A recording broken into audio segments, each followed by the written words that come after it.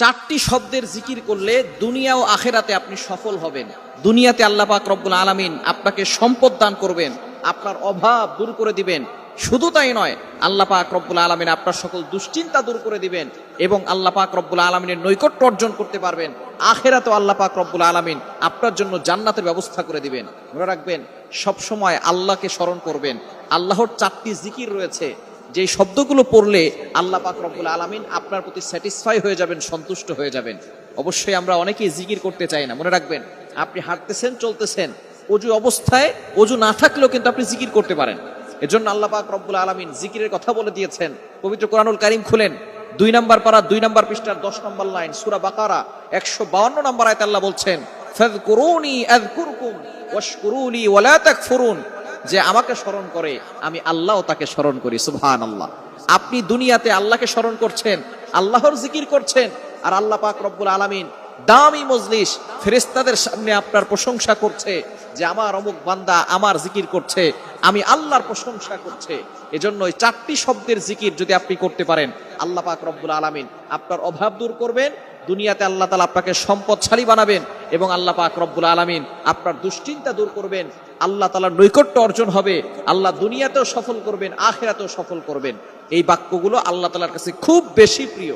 যত বেশি পারবেন তত বেশি পড়বেন। বাক্য চারটি হচ্ছে সুবহানাল্লাহ, আলহামদুলিল্লাহ, লা ইলাহা ইল্লাল্লাহ, আল্লাহু আকবার। এই বাক্যগুলো খুব সহজ না, কি বলেন? এই চারটি বাক্য আহাব্বুল কালামি ইলাল্লাহি আরবা, আল্লাহর কাছে চারটি বাক্য খুব বেশি প্রিয়। সেই চারটি বাক্যই হচ্ছে সুবহানাল্লাহ, আলহামদুলিল্লাহ, লা ইলাহা ইল্লাল্লাহ, আল্লাহু আকবার। এই বাক্যগুলো কি খুব কঠিন? কি বলেন? খুব কঠিন। বাক্যগুলো খুবই সহজ এবং এগুলো পড়লে আল্লাহ পাক রব্বুল আলামিন আপনাকে দুনিয়া ও আখিরাতে সফলতা দান করবেন। এজন্য আপনি হাঁটতেছেন, বসে আছেন, আপনি সব সময় এই বাক্যগুলোর জিকির করেন। হাদিসের ভিতরে এসেছে, যে ব্যক্তি 5 ওয়াক্ত নামাজের পরে, ফরজ নামাজে সালাম ফিরানোর পরে 10 বার সুবহানাল্লাহ, 10 বার আলহামদুলিল্লাহ, 10 বার আল্লাহু আকবার, এটা যদি আপনি পড়তে পারেন, আল্লাহ পাক রব্বুল আলামিন আপনার জন্য জান্নাতটাকে সহজ করে দিবেন। এটা আমরা অনেকে পড়তে চাই না এবং ঘুমানোর আগে 33 বার করে পড়বেন। আম্মাজান আমাদের নবীজি সাল্লাল্লাহু আলাইহি সাল্লামের কলিজার টুকরা ফাতেমা রাদিয়াল্লাহু তাআলা আনহা, তিনি তার বাবার কাছে গিয়েছিলেন একটা দাসী আনার জন্য, খাদেমা আনার জন্য। নবীজি সাল্লাল্লাহু আলাইহি সাল্লাম তাকে দাসী না দিয়ে তিনি বললেন, মা, তোমাকে এমন কিছু শিক্ষা দেই, যেই শিক্ষা, যে আমল করলে আল্লাহ পাক রব্বুল আলামিন তোমাকে মানসিক শক্তি এবং তোমাকে শারীরিক শক্তি দান করবেন। এটা তোমার জন্য দাসীর থেকেও বেশি ভালো হবে, দাসীর থেকেও তোমার জন্য এটা বেশি কল্যাণকর হবে।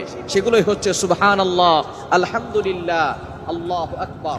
এই বাক্যগুলো সুবহানাল্লাহ, আলহামদুলিল্লাহ, লা ইলাহা ইল্লাল্লাহ, আল্লাহু আকবার, এগুলো যত বেশি পারবেন তত বেশি পড়বেন। 5 ওয়াক্ত নামাজের পরে আপনি যদি 33 বার পড়তে পারেন, ভালো। সুবহানাল্লাহ 33 বার, আলহামদুলিল্লাহ 33 বার, আল্লাহু আকবার এটা হচ্ছে 34 বার, লা ইলাহা ইল্লাল্লাহ একটু বাড়িয়ে পড়লেন, মাঝে মধ্যে পড়লেন। এভাবে যদি আপনি পড়তে পারেন, যদি এটা 33 বারও করে পড়তে না পারেন, তাহলে 10 বার করে পড়বেন। 10 বার করে পড়লেও আল্লাহ পাক রব্বুল আলামিন আপনার আমলনামায় সওয়াব দিবেন। এজন্য অবশ্যই এই আমলগুলো করলে আল্লাহ পাক রব্বুল আলামিনের সাথে আপনার সম্পর্ক বৃদ্ধি পাবে। আল্লাহ পাক রব্বুল আলামিন আপনার সংসারে সুখ এবং শান্তির ব্যবস্থা করে দিবেন।